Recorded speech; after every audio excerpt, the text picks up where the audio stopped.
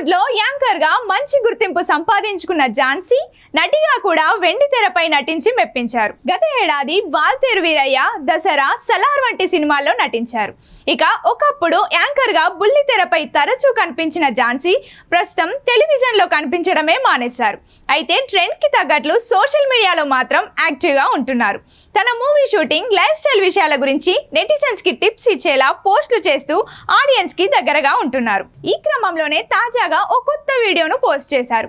ఆ పోస్ట్ లో రోడ్డుపై చెత్త సేకరిస్తూ కనిపించారు ఝాన్సీ. రోడ్డు పక్కన పడేసిన చెత్తను జాగ్రత్తగా సేకరించి తన కారులో తీసుకుని వెళ్లారు. అయితే ఆమె అలా ఎందుకు చేసిందనేది తెలియాల్సి ఉంది. ఇంతకీ వాళ్ళు సేకరించిన చెత్త ఏంటంటే ఎండిపోయిన అరటి ఆకులు, అలాగే ఎండుగడ్డి.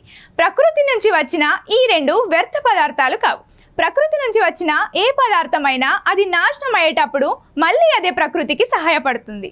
అది ప్రకృతిలో ఉన్న గొప్ప లక్షణం అనే విషయం అందరికీ తెలిసిందే. చిన్నప్పుడు ప్రతి ఒక్కరూ దీని గురించి చదువుకునే ఉంటారు. ఇప్పుడు ఇదే విషయాన్ని ఝాన్సీ మరోసారి తెలియజేస్తూ పోస్ట్ చేశారు. ఎండుగడ్డిని, ఆకులను కాల్చి బూడిద చేయకండని, అవి మన మట్టికి చాలా ఉపయోగపడతాయని తెలిపారు.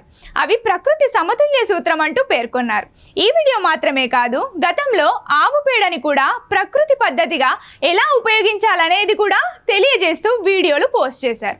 ఇక ఝాన్సీ చెప్పే ఈ విషయాలపై నెటిజన్స్ రియాక్ట్ అవుతూ ఆమెను అభినందిస్తున్నారు.